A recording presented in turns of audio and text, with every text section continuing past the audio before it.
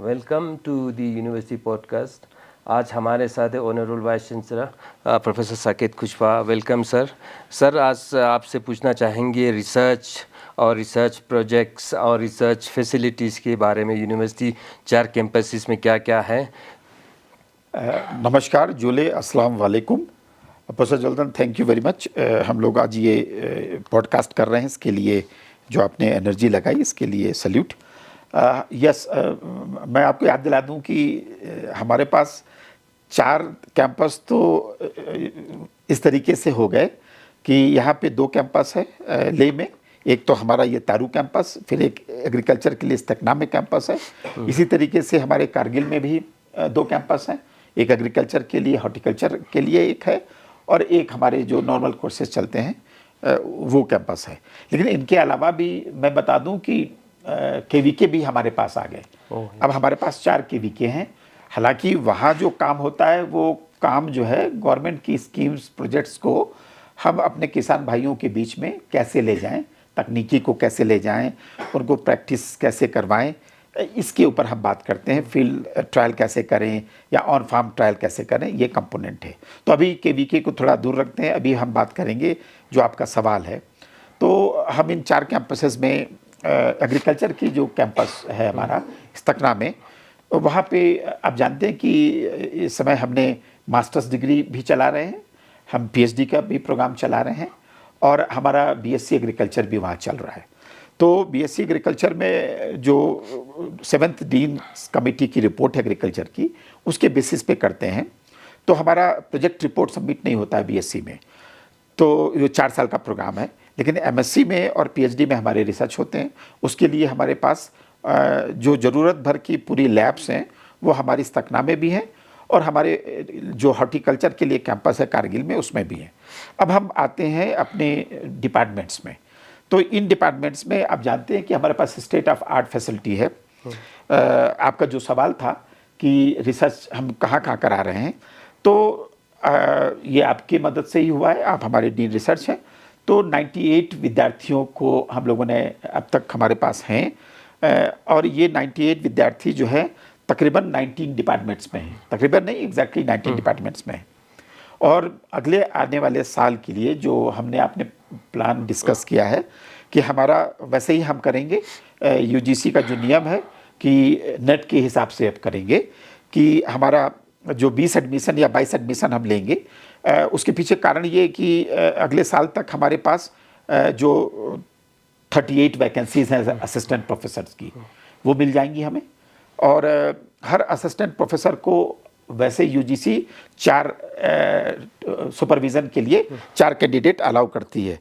तो लेकिन हमने आपने डिस्कस किया है बाकी डीन्स के साथ कि हम एम्बार्गो लगाते हैं। अगर पहले साल ही हम 4 के हिसाब से भर लेंगे तो सेकेंड ईयर में, मतलब नेक्स्ट ईयर में हम क्या एडमिशन करेंगे। तो एक थंब रूल है कि 2/3 हम वैकेंसी भरते हैं। तो अगर 3 साल का प्रोग्राम होता है तो हम 2/3 वैकेंसी भरेंगे तो दूसरे साल भी ले पाएंगे। तो इस हिसाब से 6 एसोसिएट प्रोफेसर आने की उम्मीद है। उनको प्रति एसोसिएट प्रोफेसर के रूप में हम 6 एडमिशन दे सकते हैं। तो और इसके बाद एग्रीकल्चर में मुझे लग रहा है कि कम से कम 22 से 25 वैकेंसीज आ रही हैं, और हॉर्टिकल्चर में मिला के तो मेरे पास 20-22 से ज़्यादा ही वैकेंसी निकलेंगी। उनको हम नेट के हिसाब से भरेंगे, जिनके पास नेट क्वालिफिकेशन होगी। तो एक नेट है सिर्फ पीएचडी एडमिशन के लिए, एक नेट विद जीआरएफ है। तो दोनों को प्रोविज़न हम देंगे। जिनके पास नेट होगा उनको भी हम देंगे, और नेट विद जीआरएफ होगा उनको देंगे। आप जानते हैं कि जिनके पास सिर्फ नेट होगा उनको हम यूनिवर्सिटी एक फेलोशिप देगी 8,500 रुपये की। उसका पेपर प्रोसेस में है एचईडी के पास। वो जैसे ही हमारे पास क्लियर होके आएगा, हम अपने बच्चों का फेलोशिप शुरू कर देंगे। और जो बच्चे नेट जीआरएफ, उसका एक रेशियो हम बनाएंगे कि कितने बच्चे, अमूमन अगर 10 एडमिशन लेने हैं तो 6 एडमिशन हमें लेने चाहिए जिनके पास नेट जीआरएफ है, जिससे हमारे ऊपर फाइनेंस का बोझ कम पड़ेगा और उन बच्चों का मन भी अच्छा रहेगा। तो और बाकी 40% हम फेलोशिप दे देंगे। फेलोशिप की कंडीशन ये होगी कि बच्चों को एक पब्लिकेशन देना पड़ेगा 6 महीने या 1 साल के भीतर, लेकिन हम उसको फेलोशिप डे 1 से देंगे। क्वालिफिकेशन ये रहेगी कि साहब आप हमको एक पब्लिकेशन देंगे, क्योंकि प्रोग्रेस रिपोर्ट देनी पड़ती है। तो पहली प्रोग्रेस रिपोर्ट के साथ एक पब्लिकेशन दे देंगे। प्रोग्रेस रिपोर्ट 6 महीने में देनी पड़ती है, लेकिन हम उनको 1 साल का वक्त देंगे, 2 प्रोग्रेस रिपोर्ट पे एक पब्लिकेशन, और फिर उनको हम एरियर के साथ पूरी फेलोशिप दे देंगे। जेआरएफ के भी कुछ नियम है, उसको हम फॉलो कर लेंगे। इसके बाद और भी जो फेलोशिप मिलती है गवर्नमेंट ऑफ इंडिया की, और एजेंसी भी फेलोशिप देती है, उसमें भी हम एडमिशन देंगे। गेट होगा, उसका भी एडमिशन देखेंगे। तो ये होगा। और दूसरा, आप जानते हैं कि एक नेट और भी होता है, 3 तरीके के नेट होते हैं। नेट, सिंपल नेट, वो पीएचडी एडमिशन के लिए। नेट विद जेआरएफ, वो भी पीएचडी एडमिशन के लिए विद फेलोशिप। और एक नेट लेक्चरशिप के लिए। तो वो अलग बात हो गई। अभी की आज के दौर में 60%, 98 के ऑलमोस्ट 60%, 60 से 65 जो हमारे रिसर्च स्टूडेंट्स हैं, स्कॉलर्स हैं, वो इन हाउस मतलब इन ट्रेनिंग वाले हमारे लेक्चरर हैं, वो हैं। और बाकी जो है उसमें 20% हमारे फेलोशिप मिल रही है, जेआरएफ वगैरह, और बाकी को हम दे रहे हैं। तो एक ये सिनारियो रिसर्च का बनता है हमारे पास। हमारे पास ई रिसोर्सेज सारे हैं। आप जानते हैं कि हम शोधगंगा पे रजिस्टर्ड है। मैडम देविका आने वाली हैं इन्फिलनेट से, गुजरात से, मुझे लगता है कि अगस्त में ही आ जाएंगी। तो 1 नेशन 1 सब्सक्रिप्शन में जो फैसिलिटी रिसर्च जर्नल्स हमको मिल पाएंगे, वो सारे बच्चों को अवेलेबल करेंगे। हमारे पास अपना भी प्लेटफॉर्म है रिसोर्स का, जिसमें बच्चों को बगैर किसी फीस के रिसर्च मटेरियल अवेलेबल होता है। तो ये है। हमारे पास 24 घंटे नेट की सुविधा है। हमारे पास रिसर्च स्कॉलर्स के लिए भी हॉस्टल्स है। अभी हम सिंगल सीटेड रूम नहीं दे पाए हैं, तो अभी 2 में हम शेयर करवा रहे हैं। लेकिन मुझे लगता है कि डाउन द लाइन 6 महीने में या अक्सर में हमारे हॉस्टल बन जाएगा। तो हर रिसर्च स्कॉलर को जो एलिजिबल होगा अकोमोडेशन के लिए, उसको हम सिंगल सीटेड रूम दे देंगे। तो ये सिनारियो बनता है हमारा। सर, मेरा दूसरा क्वेश्चन है, जो यूनिवर्सिटी में रिसर्च प्रोजेक्ट्स चल रहा है, तो कितने प्रोजेक्ट्स चल रहे हैं, कौन कौन से फंडिंग एजेंसी से आपको आ रहा है प्रोजेक्ट्स का? प्रोफेसर जोल्दन, आप जानते हैं कि जब से हमारा क्रिएशन हुआ है या यूनिवर्सिटी ऑफ लद्दाख बनी है, वैसे तो creation of university of Ladakh Jammu Kashmir के 2018 के असेंबली एक्ट से हुआ है। लेकिन डिवीज़न में ये यूनिवर्सिटी हमारे पास है, मतलब यहाँ लद्दाख में है।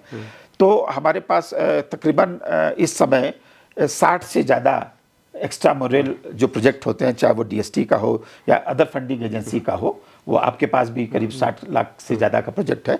इस तरीके से हमें टोटल अमाउंट जो मुझे लगता है कि 75 करोड़ के आसपास के प्रोजेक्ट चल रहे हैं। और मुझे ऐसा भी मतलब ये तो आप लोगों ने ही किया स्टेट में, पीएम ऊषा के आप कोऑर्डिनेटर हैं हमारी यूनिवर्सिटी के, और मोटिव साहब कोऑर्डिनेटर है शायद स्टेट के, मैडम भानु के साथ जो काम हो रहा है। तो हमारे पास इसमें 19 करोड़ के इक्विपमेंट पीएम ऊषा के माध्यम से ये दोनों कैंपसेस में आए हुए हैं। अब हमारी प्रायोरिटी एग्रीकल्चर के रिसर्च इक्विपमेंट पे इस साल रहेगी। तो मुझे लगता है कि हम दुनिया में कह लीजिए या पूरे भारतवर्ष में भी कह लीजिए, तो हमारे अभी मुझे लगता है कि with in 3 months to 6 month हम अपने सारे इक्विपमेंट को स्टेम प्रोग्राम में रजिस्टर करवा देंगे। तो बाहर के लोग भी अपने एनालिसिस को यहाँ करा पाएंगे। और हमारे पास माउंटेन रिसर्च इंस्टीट्यूट भी है, हमारे पास सिसिक लैब भी है, हमारे पास डीएसटी की लैब्स भी हैं, हमारे पास लामा प्रोजेक्ट भी है, हमारे पास आवत प्रोजेक्ट भी है, और आपकी प्रोजेक्ट तो है ही है। तो कुल मिला के जैसा मैंने आपको बताया कि 75 करोड़ के आसपास फंडिंग होगी, और 60 प्रोजेक्ट हमारे पास चल रहे हैं। गवर्नमेंट ऑफ यूटी गवर्नमेंट की भी प्रोजेक्ट्स हम कुछ देख रहे हैं, जिसमें वो जो क्या बोलते हैं फ्री रेंचिंग डॉग्स वगैरह होते हैं, वो डॉग्स के ऊपर भी प्रोजेक्ट हम कर रहे हैं। अभी हम वेस्ट के ऊपर भी प्रोजेक्ट लाने जा रहे हैं। तो गवर्नमेंट अभी फॉरेस्ट के ऊपर प्रोजेक्ट सबमिट हुआ है, जिसमें हमने जूनिपर का 80 लाख का प्रोजेक्ट होगा। वो 3 इंस्टीट्यूट जीबी पंत और 2 और इंस्टीट्यूट मिलकर हम लोग कर रहे हैं। तो मिला जुला के हमारी सिचुएशन देश में रैंकिंग के हिसाब से अच्छी है।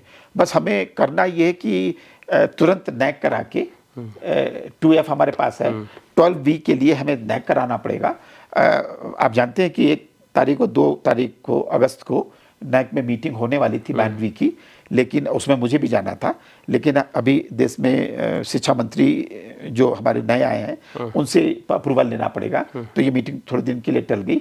जैसे ही वो पोर्टल खुलेगा, ऑनरेबल पीएम श्री नरेंद्र मोदी जी उसका उद्घाटन करेंगे हम लोगों के डिस्कशन के बाद। तो उसके बाद हम इसको तुरंत नैक के लिए अप्लाई करेंगे और नैक के तुरंत बाद हम 12B कराएंगे, उसके तुरंत बाद हम फिर रैंकिंग NIRF उसके लिए जाएंगे। तो हमारी सिचुएशन मिला जुला के देश भर में स्थिति मजबूत है, ये मैं कह सकता हूँ। सर आपने एक इंटरेस्टिंग एक इंटरवेंशन किया था, जैसे 3 concept notes with in the course work, तो उसके पीछे क्या है सर आपका? पहले तो मैं जुल्दन साहब आपकी टीम को धन्यवाद दूंगा, जिसके हेड आप ही हैं, कि हमारा ये जो आने वाला है rules on PhD research manual या मैनुअल, रिसर्च मैनुअल, वो मुझे लगता है कि 15-20 दिनों में फाइनलशिप में आ जाएगा, उसको हम लॉन्च कर देंगे।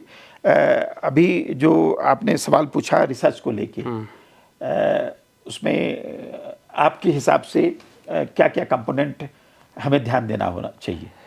सर एक तो जो कंपोनेंट आपने बोला, जो 3 concept note during the course work, बहुत ही अच्छा है। तो मुझे लगता है कि ये डिस्कस हुआ था कि मुझे ऐसा लगता है कि पैलग्रिज्म की होता क्या है, अभी तो नहीं, जैसा मुझे हो सकता है मैं गलत भी हूँ, पहले ऐसा होता था कि लोग नेट की सुविधा नहीं थी, तो लोग जैसे तैसे कहीं कहीं ऐसा होता था कि लोग दूर जगहों में जाके PhD का कॉन्सेप्ट नोट ले आया करते थे।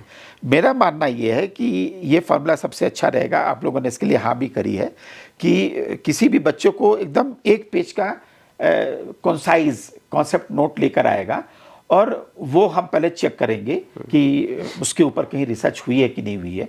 अगर हमें ये मालूम चल जाता है कि उस पर रिसर्च नहीं हुई है, शोधगंगा या कहीं भी जाके चेक करेंगे, तो फिर उस कॉन्सेप्ट नोट को हम डिपार्टमेंट में डिस्कस करेंगे, और एक कॉन्सेप्ट नोट को हम नैरो कर लेंगे। उस नैरो किए हुए कॉन्सेप्ट नोट को हम रिसर्च प्रपोजल में हम कन्वर्ट करेंगे। तो इससे होगा क्या कि अगर वो कहीं डर होता है, क्योंकि आपने देखा होगा कि इस बीच इंडिया ने बहुत सारे पेपर रिट्रैक्ट किए हैं, और मैं तो इंस्टीट्यूट का नाम नहीं लेना चाहूँगा, कि देश की हाई रैंक्ड इंस्टीट्यूशन से 75 एक यूनिवर्सिटी से पेपर रिट्रैक्ट हुए हैं। तो ये इमेज खराब करने की बात है, और रैंकिंग में भी इसका प्रभाव पड़ता है। इसलिए मैं सोचता हूँ कि कॉन्सेप्ट नोट के माध्यम से जब रिसर्च करेंगे, तो नकल के स्कोप, हालांकि नकल मुझे अपने यहाँ नहीं होती है, ये मैं जानता हूँ, लेकिन फिर भी उस स्कोप को छोड़ना नहीं है, कोई स्टोन अनटर्न नहीं रखना है। इसलिए वो जो कॉन्सेप्ट नोट है, हमारे मन में तो 5 था, लेकिन फिलहाल हम 3 पे अभी ध्यान दे रहे हैं। 3 में से 1 को नैरो करके हम आगे बढ़ाते हैं, जिससे बच्चे को सीखने का मौका मिलता है, और उस रिसर्च नोट के ऊपर हम संजीदा होके, मतलब विथ ऑल केयर हम आगे काम बढ़ा पाते हैं। तो ये एक कॉन्सेप्ट था आपका।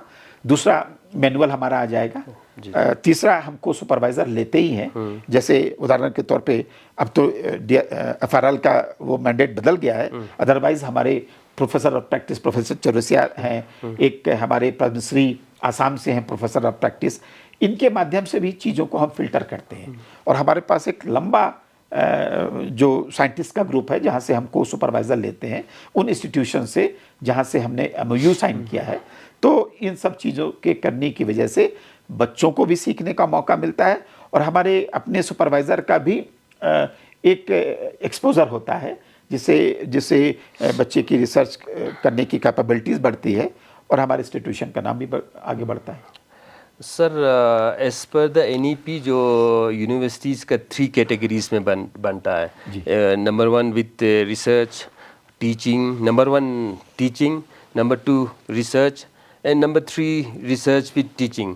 तो यूनिवर्सिटी ऑफ लद्दाख आप कैसे देखते हैं आने वाले से?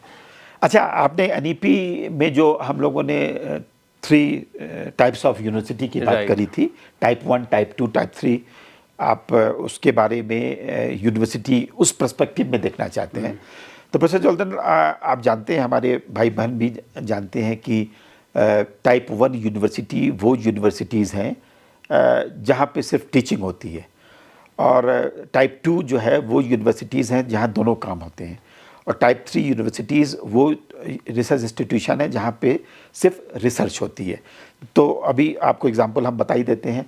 वैसे टाइप 1 में स्टेट यूनिवर्सिटी में भी पहले ये सोचा जाता था कि स्टेट यूनिवर्सिटी का काम सिर्फ टीचिंग में है, लेकिन आप प्रोफेसर जॉर्डन, आप देखिए कि हमारा अपार जो हम निकालते हैं या API स्कोर निकालते हैं प्रमोशन के लिए, लेक्चर असिस्टेंट प्रोफेसर से या सीनियर स्केल में जाने में या एसोसिएट प्रोफेसर में जाने में हर जगह रिसर्च पब्लिकेशन की बात होती है। तो कोई भी ऐसी यूनिवर्सिटी नहीं होगी जो सिर्फ टाइप 1 में आती हो। स्टेट यूनिवर्सिटी भी टाइप 2 में ही आती है, रिसर्च भी होती है और टीचिंग भी होती है। ये बात अलग है कि most of the state universities को रिसर्च फंडिंग नहीं मिलती है, ज़्यादातर में सैलरी एंड पेंशन मिलती है। तो लेकिन फिर भी किसी न किसी तरीके से यूनिवर्सिटी अपना कुछ इंतजाम करती है, फीस का कुछ पोर्शन होता है या एक्स्ट्रा मोरल फंडिंग होती है, तो रिसर्च होती रहती है। तो इसलिए हम टाइप 2 यूनिवर्सिटीज़ में ही आएंगे। टाइप 2 यूनिवर्सिटीज़ में माना यह जाता था most of the central universities आएंगी, तो वहाँ पे दोनों काम होते हैं, वहाँ पे रिसर्च फंडिंग भी आती है कुछ। लेकिन मैं बताऊँ कि आप लोगों की मदद से यूनिवर्सिटी ऑफ लद्दाख एक कंफर्टेबल सिचुएशन में है। हमारे यहाँ ऑलमोस्ट बराबर वेटेज दिया जा रहा है, इसीलिए इतने सारे पब्लिकेशंस भी आ रहे हैं, हमारी सारी रिसर्च लैब भी अच्छी चल रही है।